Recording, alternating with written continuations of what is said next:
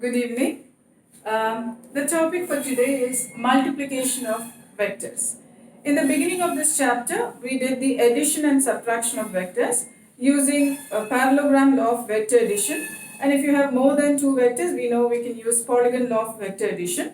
So towards the end of the chapter, I'm going to introduce the new topic, that is multiplication of vectors. There are two ways in which you can multiply two vectors. You can either use the dot product, which is also called as a scalar product, or you may use the cross product, which is called the vector product. Now, when you multiply two vectors, if the product is a scalar quantity without a direction but just a magnitude, then that means that product is what you call as a dot product or scalar product. But if the product happens to be another vector with its own direction and magnitude, then that product is what you call as a cross product or vector product. Now, let us first deal with this dot product with an example. Suppose we have a table on which I have kept a box. Okay. So the weight of the box, that is, let's say mg, is acting in the downward direction. You already know when the weight acts in the downward direction, there should be a normal reaction in the upward direction. Okay. Now suppose I apply a force in this direction and this box moves in this direction. That is, the box moves forward. The displacement is in the forward direction. This force I may resolve into two components. If this is theta, this adjacent component will be the cos theta term, or f cos theta, and the opposite side, that is a vertical component, will be the sin theta term, f sin theta. Now you will see that this f sin theta actually plays no role in displacing the body, because the body is moving in the forward direction, f sin theta is acting in the downward direction, vertically down. So this is actually balancing the weight mg and the f sin theta together acting in the downward direction is balanced by the normal reaction, about which we will be discussing in detail in our chapter work energy part. But right now you will see that this component f cos theta, which is in the direction of displacement, is causing this displacement. So when you write an expression for work done, you will be taking the component f cos theta, because you know work done is force into displacement. So this displacement is caused by this component f cos theta. F cos theta is in the same direction as displacement. So when you write your formula work done, force into displacement, it will be f cos theta into displacement, which is f d cos theta, which is f dot d, because both force and displacement, as you know, are vectors, but the product work done is a scalar. So when you multiply two vectors, but you get a scalar quantity, then such a product is what you call as a scalar product or a dot product, because the product is a scalar quantity. So I hope you understood that it is this component we are taking, the cos theta term. So because of which, if you multiply two vectors using the dot product, when you multiply of two vectors a dot b, will be you will have a vector dot b, which is a scalar product. The product does not have this vector sign on top because it's a scalar quantity. This will be given by magnitude of a into magnitude of b into cos theta. So a dot b vector, because I have not drawn the vector sign on top, you know it is a magnitude of a multiplied by the magnitude of b multiplied by the theta, angle between a and b. So this is vector a and this is vector b, angle theta is a theta, angle, the smaller angle between the two vectors a and b. Now, so naturally you will see that this product is commutative, because a dot b must be equal to b dot a, simply because a dot b would be ab cos theta and b dot a would be ba cos theta, and both of them do not have directions. It's also distributive, which means you may write a dot b plus c is equal to a dot b plus a dot c. So they are distributive also. Now another thing that we need to remember, I hope you remember that I taught you unit vectors. Remember that? If you have the x-axis, the y-axis and and the z-axis being perpendicular to the xy plane, a unit vector along the x-axis is what we call as I cap. So unit vector means this I cap has magnitude 1, but its direction is along the x-axis. Similarly, the unit vector along the y-axis is what we call as j cap, if you remember, whose magnitude is 1, but direction is along the positive y-axis. Similarly, a unit vector along the z-axis is what we refer to as the k cap. So k cap is a unit vector having magnitude 1, but direction along the positive z-axis. So now that you know this, suppose I were to ask you, let's say I dot I, you know the formula is AB cos theta. So magnitude of I is 1 multiplied by magnitude of I is again 1. But I and I both are along the x-axis. So that means they are parallel vectors in the same direction, making an angle 0 between them. So this will be AB cos 0. Cos 0 is 1. So this is 1. Which means J dot J should be 1. K dot K must also be equal to 1. Okay. But on the other hand, if you were going to find the dot product between I dot J or J dot I, both should be equal to 0, right? Because I and J are, I is along the x-axis, J is along the y-axis. They are perpendicular to each other. So this would be 1 into 1, magnitude of I into magnitude of J into cos, perpendicular, so cos 90 is 0. In the same manner, I dot K should be equal to K dot I should be 0, or J dot K should be equal to K dot J must be equal to 0, right? So now we can also find an expression for the dot product of two vectors which are given in the component form. I hope you remember the component form of two vectors of a given vector. For example, if this is vector A, okay, I can take its component along the x-axis, let its magnitude be Ax, and because this is I, x-axis, I'll put the direction as I cap. So its component has a magnitude Ax along the x-axis and direction is I cap. Similarly, its component along the y-axis will be given as Ay j cap, Ay being the magnitude and j cap giving you the direction along the positive y-axis. So that vector A can be represented in the component form as Ax I cap plus Ay j cap. I hope you remember this. So now we are going to deal with two vectors given in their component form. So let's say we have vector A as Ax I cap plus Ay j cap plus A is a k cap. Because it has a k component, we know that this vector is in space, not in a plane.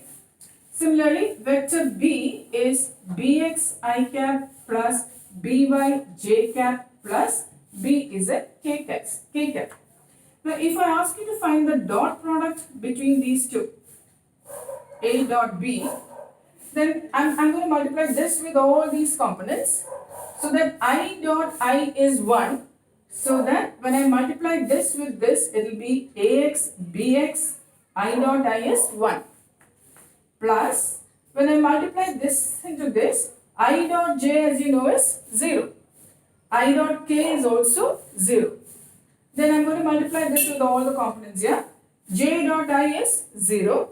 But j dot j is 1. So this will be Ay By j dot j as 1. And j dot k again 0. Then k dot I is 0. K dot j is 0. But k dot k is 1. So this will be A is Z, B is Z. So A is Z, B is Z, k dot k is 1. So that means when you're doing the dot product, if the magnitude and the angle theta between the two vectors are given, then you use A dot B as AB cos theta. But if the two vectors are given in their component form, then A dot B is Ax Bx plus Ay By plus Az Bz. Now, as a direct consequence to this, two things that you must remember. One is, if a vector is given in its component form, you can easily find its magnitude. For example, suppose I tell you vector f is equal to, let's say, 3 I cap plus 4j cap minus 2k cap. Okay. I ask you to find the magnitude of this vector. Then if you take the dot product between f dot f, you know that is magnitude of f into magnitude of f into cos 0, because we are taking the dot product between the same vectors, which means the two vectors will have the same magnitude and they will be in the same direction. Same direction means cos 0. Cos 0 is 1. So this would be f square. Now if I do f dot f in the component form, then I would be writing f dot f is ax bx, right? So I am multiplying this with the same vector. So ax bx would be 3 into 3, that will be 9, plus 4 into 4 will be 16, plus 2 into 2 will be 4, which will be 29. 29. Now f dot f we got as f square. F dot f also we know as 29, which means the magnitude of f will be root 29. Did you get that? So here, if I ask you to find the magnitude of a given vector like this, then you know that f dot f is magnitude of f into magnitude of f into, because they are in the same direction, cos 0, so f square. Or you may do f dot f in component form, ax bx. So I am multiplying this with the same vector. So ax bx would be ax square. So 3 3s are 9, 4 4s are 16, 2 2s are 4, and you get root 29. Or the formula for magnitude of f is any vector. If it is given, like for example, vector A given as ax I cap plus ay j cap plus az k cap. Suppose your vector is given like this. You may write the magnitude of A.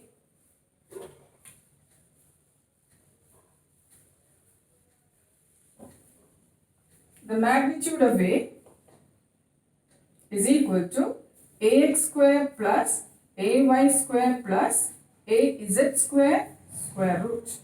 Will give you the magnitude of that vector A. Okay. Another thing that is the direct consequence of this is, if they say the dot product of two vectors is 0, then you know that A and B are perpendicular vectors, because let's see this. Okay, vector A dot vector B, they said is 0. A dot B you know is AB cos theta is 0. Now A and B are non-zero vectors, so then obviously theta has to be 90. Only then cos 90 will give you a 0. So if two vectors are perpendicular to each other, then their dot product is 0. Vice versa, if two vectors, they say that the dot product is 0, then you know that the two vectors are perpendicular to each other. So these are the things that you must know under the dot product. Okay. So what are the things that we discussed under dot product? If the magnitude of the two vectors are given and the angle theta between them is given, then use the formula AB cos theta, where A is the magnitude of A, B is the magnitude of vector B, theta is the angle between A and B.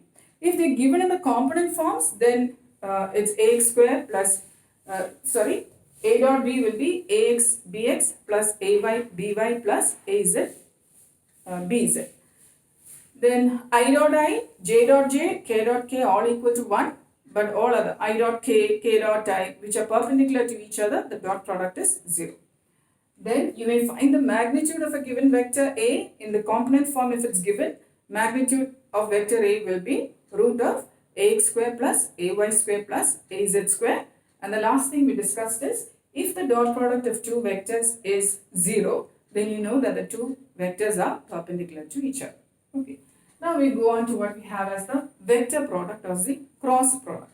I told you the resultant or the product of the two vectors will be also another vector. So it will be slightly more complicated because your product has a direction. Okay. Now let me try explaining that with an example. Suppose we say that this is you're trying to, let's say, open and close a door. Okay. So this is the hinge of the door, and you have your door like this, and I've taken a point here which is on the edge of the door. This is the edge of the door. Okay. So I'm going to draw this. Perpendicular distances are from the hinge of the door to the edge of the door, that perpendicular distance I have written as R. Now, if you want to open or close the door, obviously you will apply the force at the edge. Because if you apply the force here at the hinge, the door will not turn. So you will see that the turning effect is greater as we move towards the edge. That means greater the R, greater will be the turning effect that you produce. Also, let's say you are applying a force in this direction, okay, to close the door. Now this force can be resolved into two components. If this is theta, this is F cos theta, and this perpendicular component will be F sin theta. Now, if you forget about these two components, let's forget about all this. If you only take the cos theta term, that means you're standing on this end and pulling the door. If you're pulling the door in this direction, you can never produce a turning effect, right? You will simply pull the door and it will stay stationary because it is hinged here. So, if you want to produce a turning effect, it is always the perpendicular component that is important here. So, the maximum turning effect that you can produce here is when R is maximum and the force is perpendicular to R. So, the perpendicular component of force which is perpendicular to R, that is when you can produce maximum turning effect, which is called as torque. Again, I will be talking about this in detail in our chapter, rotational motion. So, for now, I hope you've understood. What you call as this turning effect is what I'm going to introduce to you as torque in that chapter, 7th chapter, is the turning effect is maximum when R is maximum and when the force is perpendicular to R. So that R F sin theta, which is what we write as R cross F, because when you multiply these two vectors, you get a product which is also a vector. The turning effect or the torque also is a vector. So when you multiply these two vectors, you are getting another vector, and therefore such a product is what you call as a vector product or the cross product. Okay. Now here, so as you go along in this class 11 and 12, you will come along lot of quantities. Either you will be using the dot product or you will be using the vector product, and slowly it will become clearer to you why we use the cross product and why we use the dot product. Okay, so now we saw that this A cross B is magnitude of A into magnitude of B into sine theta, where theta is the angle between the two vectors A and B, but the resultant C is also a vector. So this gives only the magnitude of this vector C, the product, but it will also have a direction. So to give you the direction, here I have shown you there is a card like this I have taken. I have drawn vector A and vector B on it, and the direction of the resultant will always be perpendicular to the plane that contains A and B. Perpendicular would mean your vector C has to be perpendicular to the plane containing A and B. Perpendicular would be like this, or it can be like this, both ways. Perpendicular to this plane can be outwards or inwards. For that, you apply the right hand thumb rule. Now, holding your right hand, if I am going to take the product B cross A, then I turn in the direction of B cross A, you will see that my fingers are turning in the anti-clockwise direction, and then the product will be outwards, perpendicular to the plane containing A and B and outwards. Suppose I ask you for A cross B, my fingers are turning in the clockwise direction. As they turn from A to B, my fingers are turning in the clockwise direction. The thumb is inwards. So, remember, right hand thumb rule. Let your fingers curl in the direction of A to B, and then A cross B will give you, the thumb will give you the direction of vector C. Or if you, this is B cross A that I have shown you. Now, if I say A cross B, my fingers are turning in the clockwise direction. So, the thumb is inwards. So, if I am taking a plane like this, then let's see, this B cross A is like this.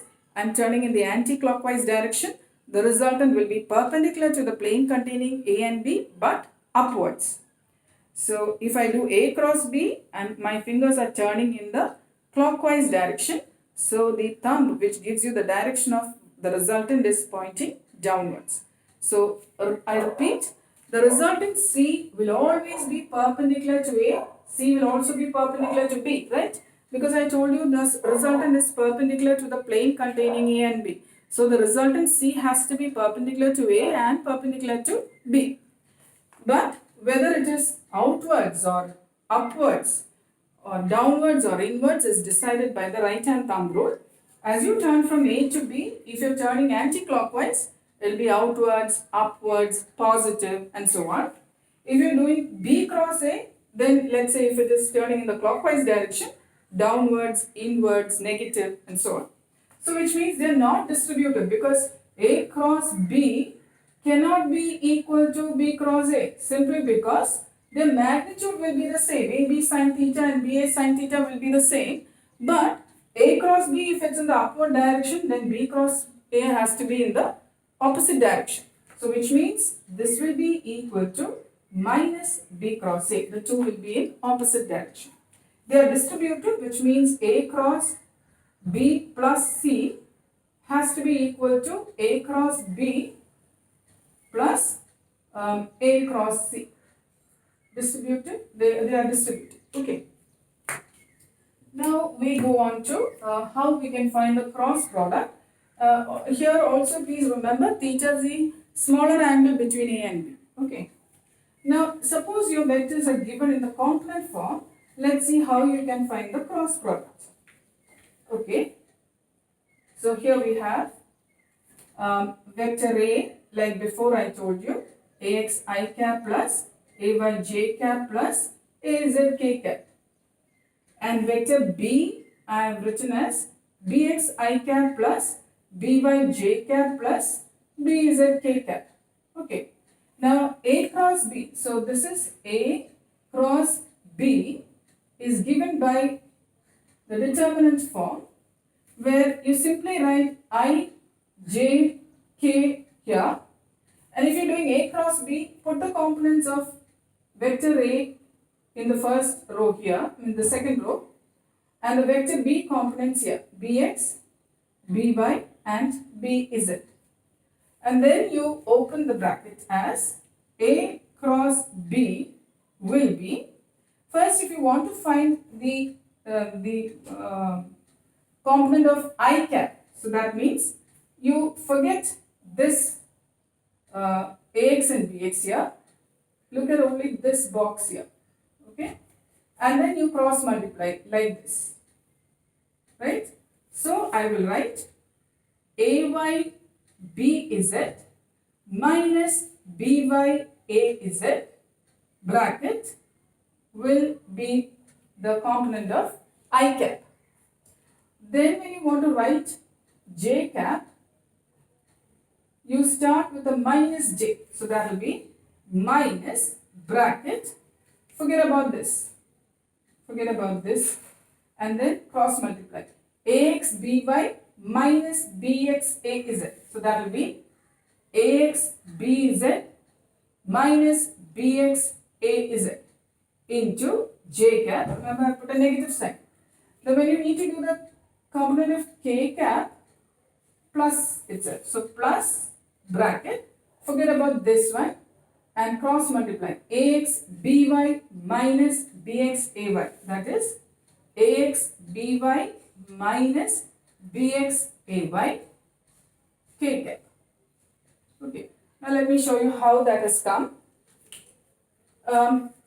So I need to multiply this with all of them, this with all the components here, this with all the components here. Okay. So we have, when I do I cross I, because sine 0, remember I told you I cross I is 0. I think I didn't tell you that. Okay, let us go back to that.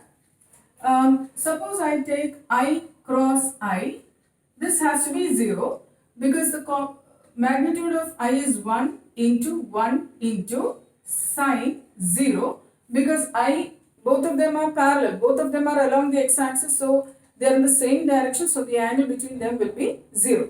So sine 0, that is why we have 0 here, which means j cross j also should be 0, k cross k should also be equal to 0. Okay. Now let us look what happens to the the perpendicular vectors. Let's see what happens. I'll rub this off so that we'll get some more space. Okay, so suppose we're going to do, let's say, I cross J. Okay, so we have our, remember, I, J, K.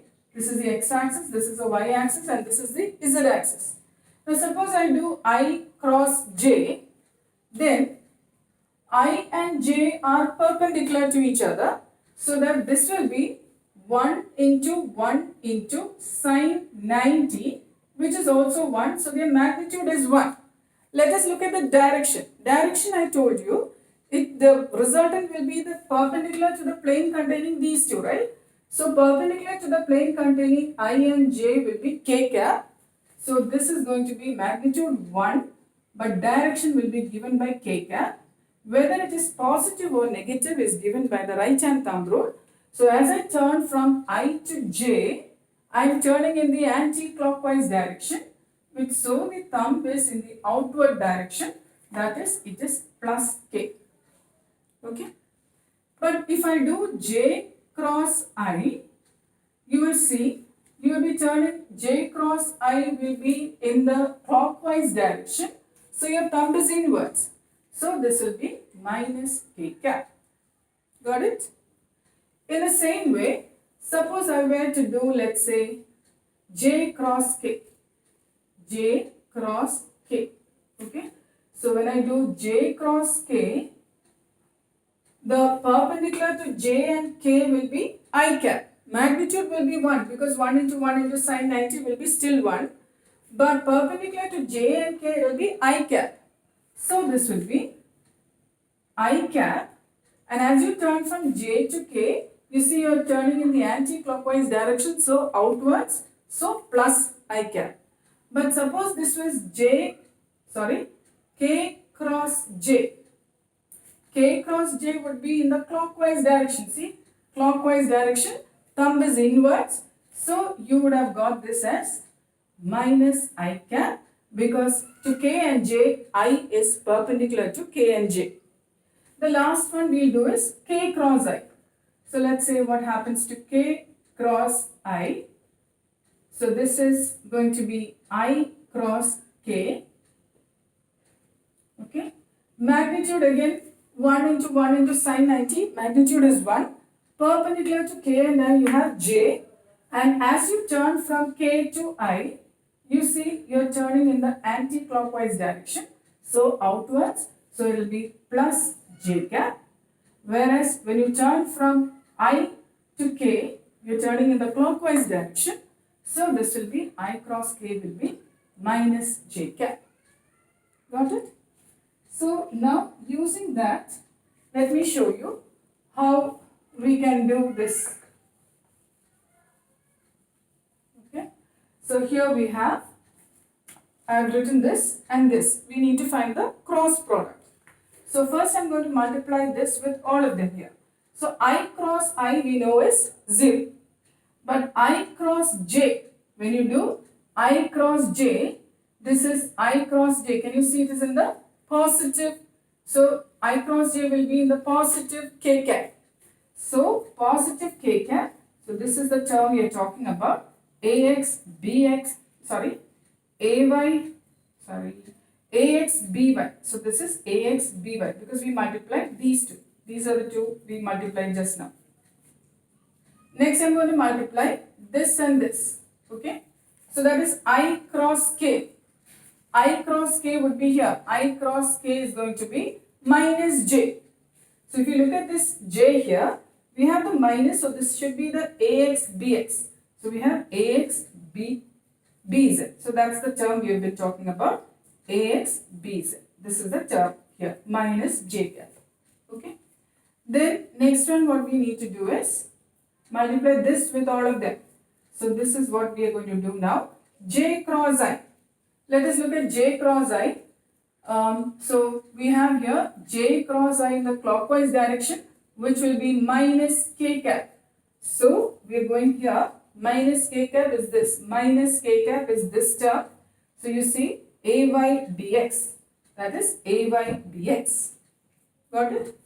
Then we need to do j cross j, which is 0. And then we have these two, that is j cross k. Let us look at j cross k. J cross k is here. J cross k, you are turning in the anti-clockwise direction. So that's a positive I cap. So we are looking at this term, positive I cap. So let's look at that. Ay bz. Ay bz. Okay. Then what we are going to do is multiply this with all of them here. So the first thing we are going to do is this one. That is k cross I. Let's look at k cross I. K cross I is in the anti-clockwise direction. So positive j. So j is here. Minus into minus, positive j. We are going to talk about this term. So we have az bx. Az bx. Next we are going to do this one. These two. K cross j. K cross j is here. We have k cross j clockwise, which is minus I cap. So we are talking about the minus I cap term here, which is az by, that is az by. So we've got all the terms in this. So, and this k cross k is going to be 0. Okay. So this is what we have, and this is how you will put it here, so that you have, if you forget this one, this column, we have ay bz minus az by. The next one, minus j into ax bz minus az bx. Then last one, k cap into, forget this, ax by minus a by bx. That's what we put in here. Okay. We will do one example, and then I think this will be clear to you. So I'll give you an example, and then we stop the topic for today. Let me give you two vectors for you to do the dot product and the cross product. Okay. So we have our two vectors as okay. Vector A is minus 3 I cap plus, sorry, this is plus 3 I cap minus 4 j cap plus 5 k cap, and vector B I am giving as minus 2 I cap plus j cap minus 3 k cap. Okay, so if you are asked to find the dot product A dot B, we know the formula is ax bx plus ay by plus az bz. So that will be 3 into minus 2, that's minus 6. Minus 4 into 1 is minus 4. 5 into minus 3 is minus 15. And we have minus 25. You see, you got a scalar product. Ijk is not there, which means that it has no direction. You only have a magnitude. So A dot B is minus 25. If you do A cross B, okay. So the next thing we are going to do is find the cross product of these two vectors. So A cross B is what I am going to do. A cross B is, told you first write I, J, K like this. If it's A cross B, put the components of A first. Minus 4 plus 5, and then B, minus 2 plus 1 minus 3. If it's B cross A, you would have written this here and this down, B and A. Okay. Now when I open this, this will be I bracket. Forget this, this is cross multiply. Minus 4 into minus 3 is minus 12 minus 5. Minus 5 minus J bracket. Forget this. So 3 into minus 3 is minus 9. Minus 2 into 5 is minus 10. Minus of minus 10 would be plus 10. Then plus K bracket. Forget this. Cross multiply here. 3 into 1 is 3. Then minus 2 into minus 4 is minus 8. Minus of minus 8 would be, minus 2 into minus 4 is plus 8. So that's minus 8 here. Okay. So we have this as